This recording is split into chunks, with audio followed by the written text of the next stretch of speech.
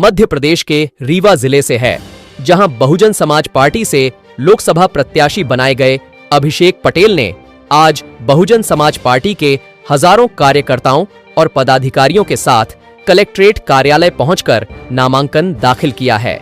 इस दौरान अभिषेक पटेल ने कहा कि रोजगार, स्वास्थ्य और शिक्षा उनके प्रमुख मुद्दे हैं।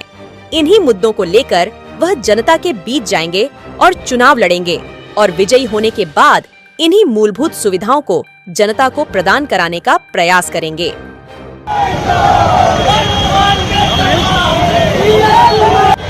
करीम भाई,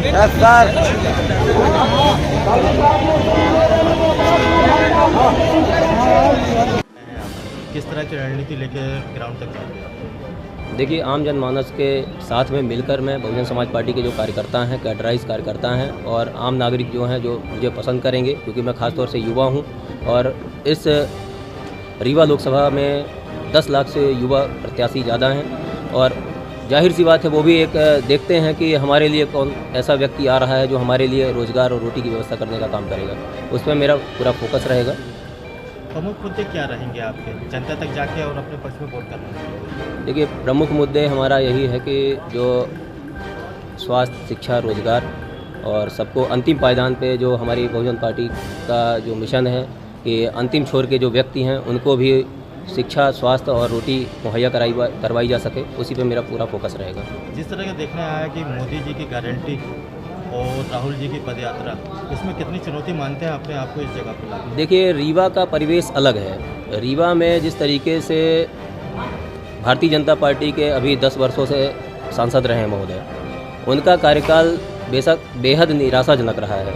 न तो युवा और ख़ास तौर से महिलाएं, आपने देखा होगा पूरे देश में जो भारतीय जनता पार्टी की सरकार रही है उसमें चाहे युवा हो चाहे किसान हो, सभी प्रताड़ित रहे हैं, सभी ने आंदोलन का रुख इख्तियार किया था। न तो इनके पास बहन बेटियों को सुरक्षा देने का मामला में ये पिछड़ी रहे हैं और किसानों के मामले में इन्होंने जिस तरीके से MSP की कानूनी गारंटी के लिए वादा किया था उस पर भी ये एकदम से कामयाब नहीं रहे हैं। किसानों को धोखा दिया इन्होंने। 13 महीने का लगातार लंबा अंतराल में आंदोलन किया किसानों ने, लेकिन उस पर भी पूरी तरीके से फेल रहे हैं। भाजपा ने पंडित उतारा, कांग्रेस ने पंडित उतारा, आप एक पटेल हैं, किस तरह की भूमिका निभाएंगे? नहीं, मैं समझता हूं कि बहुजन समाज पार्टी सर्व समाज की पार्टी है। अभी आपने विधानसभा में देखा होगा कि 8 विधानसभाओं में चाहे क्षत्रिय वर्ग का रहा हो कैंडिडेट हो, चाहे ब्राह्मण समाज का रहा हो, चाहे पिछड़ा वर्ग में पटेल रहे हों, आदिवासी रहे हों, SC समाज के रहे हों, सभी को बहन जी ने मौका दिया है।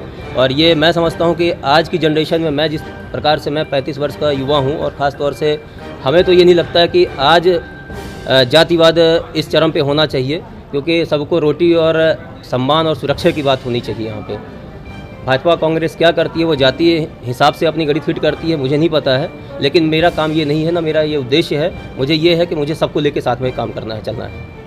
10 साल के संसद और 1 साल के पूर्व विधायक, कितना टक्कर मानते हैं? नहीं, मुझे टक्कर समझ में नहीं आता, क्योंकि 10 साल के जो सांसद रहे हैं मुझे भी आज तक वो कभी दिखाई नहीं दिए। 1-2 बार आपके ही चैनल में मैंने देखा होगा कि वो टॉयलेट साफ करते हुए नज़र आए हैं। बाकी समाज के और अंतिम पायदान के जो व्यक्ति रहे हैं उन पे कितना फोकस किया, कितना योजनाएं लाए हैं, वो मुझे नहीं जानकारी है। और जो अभी वर्तमान में जिनको आप बोल रहे हैं कि 1 वर्ष के विधायक, वो कब भाजपा में रहते हैं कब कांग्रेस में रहते हैं, ये सर्वविदित है। ये पूरा रीवा का आवाम जानता है। इसलिए बहुजन समाज पार्टी और पे भरोसा करके यहाँ की जो देतुल जनता है वो अपने बेटे पे, अपने भतीजे पे, अपने भाई पे, माताएं, बहनें और जो बुज़ुर्ग हैं, हमारे युवा साथी हैं, मुझ पे भरोसा करके मुझे सदन पे पहुँचाने का काम करेंगे।